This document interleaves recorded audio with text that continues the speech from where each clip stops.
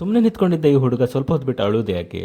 ಶ್ರೀಕೃಷ್ಣ ಮಠದಲ್ಲಿ ಕೆಲವು ಮಠಗಳಲ್ಲಿ ಉದ್ದ ಲೈನ್ ನಿಂತ್ಕೊಂಡಿದ್ದಾರೆ ಜನಗಳು, ಯಾಕೆ ಅಂತ ಹೇಳ್ತೇನೆ ಬನ್ನಿ. ಯಾಕಂದರೆ ಶ್ರೀಕೃಷ್ಣ ಮಠದ ಆವರಣದಲ್ಲಿ ಇವತ್ತು ತಪ್ತಮುದ್ರಾ ಧಾರಣೆ. ಶ್ರೀಮನ್ನಾರಾಯಣ ಭಕ್ತರ ಜೀವನದಲ್ಲಿ ತಪ್ತಮುದ್ರಾ ಧಾರಣೆ ಒಂದು ಅತ್ಯಂತ ಪವಿತ್ರವಾದ ಸಂಸ್ಕಾರವಾಗಿದೆ. ತಪ್ತ ಎಂದರೆ ಬಿಸಿ ಮಾಡಿದ, ಮುದ್ರೆ ಎಂದರೆ ಗುರುತು, ಧಾರಣೆ ಎಂದರೆ ಧರಿಸುವುದು. ಅಂದರೆ ಭಗವಂತನ ಆಯುಧಗಳಾದ ಶಂಖ ಮತ್ತು ಚಕ್ರದ ಮುದ್ರೆಗಳನ್ನು ಬಿಸಿ ಮಾಡಿ ದೇಹದ ಮೇಲೆ ಧರಿಸುವುದೇ ತಪ್ತಮುದ್ರಾ ಧಾರಣೆ. ವೈಷ್ಣವ ಸಂಪ್ರದಾಯದಲ್ಲಿ ಇದು ಕೇವಲ ಒಂದು ಆಚರಣೆ ಅಲ್ಲ, ಇದು ಹರಿಯ ಮೇಲಿನ ಸಂಪೂರ್ಣ ಶರಣಾಗತಿ ಮತ್ತು ದಾಸತ್ವದ ಸಂಕೇತವಾಗಿದೆ.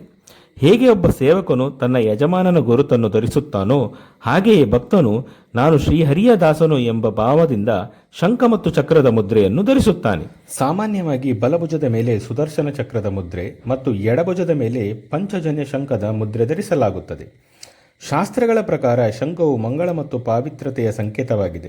ಚಕ್ರವು ರಕ್ಷಣೆ ಮತ್ತು ಧರ್ಮದ ಸಂಕೇತವಾಗಿದೆ. ಆದ್ದರಿಂದ ತಪ್ತಮುದ್ರಾ ಧಾರಣೆಯು ಭಕ್ತನಿಗೆ ಭಗವಂತನ ಕೃಪೆ, ರಕ್ಷಣೆ ಮತ್ತು ಆಧ್ಯಾತ್ಮಿಕ ಚೈತನ್ಯವನ್ನು ನೀಡುತ್ತದೆ ಎಂಬ ನಂಬಿಕೆ ಇದೆ.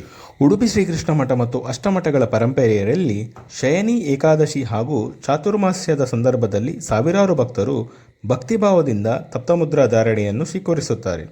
ಇದು ದೇಹದ ಮೇಲೆ ಮೂಡುವ ಗುರುತು ಮಾತ್ರವಲ್ಲ, ಹೃದಯದಲ್ಲಿ ಶ್ರೀಹರಿ ಭಕ್ತಿಯನ್ನು ಶಾಶ್ವತವಾಗಿ ಮೂಡಿಸುವ ದೈವಿಕ ಸಂಸ್ಕಾರವಾಗಿದೆ.